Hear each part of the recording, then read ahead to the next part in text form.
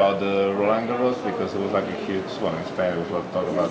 Yeah. Well, just do it. Just Yeah. start recording. Okay. We're here Come on. with Gus Hansen. We all know who he is. So there's no presentation. We just saw across the room, again, shirtless, like he seems to be doing lately. He was telling me just because it's hot last year. It was great. So, Gus, how was your main event this year? Actually, very short. I had some good sessions last year and the year before. I came in late, made it to day 5 on the last 2 years.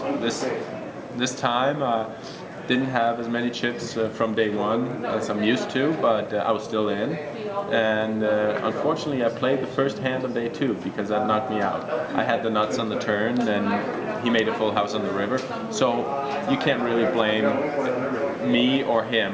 We both had the big hands. I had the nuts straight. He had a set.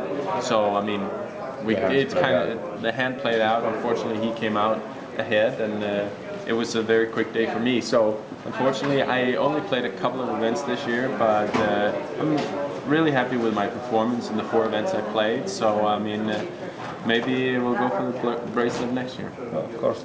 So you came late because you were in France watching the Roland Garros. That's correct. There was a huge gossip talk about that you were betting big on Rafael Nadal. Is there any truth to that, or?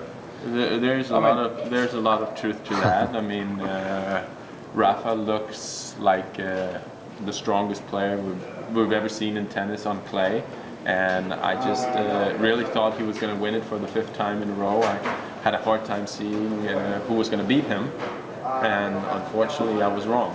So I made a very big bet, and I actually had very good seeds for the finals and the semifinal, and I was expecting to see probably Rafa against Federer in the final, but as we all know, he lost in the round of 16 to the surprise Swede Robert Söderling. So unfortunately, I was watching the semis and the finals. It was great atmosphere and everything, but it cost me a lot of money. I'm sorry to hear that. We also thought it was going to be the 5th in a row. Yeah. Always sorry to hear that. Well, thank you very much for your time, and hey, no worries. Thank you, Gus. Thank you. Do you want to take a picture with them? Sorry, just maybe I know this is too groupy, but No, that's okay.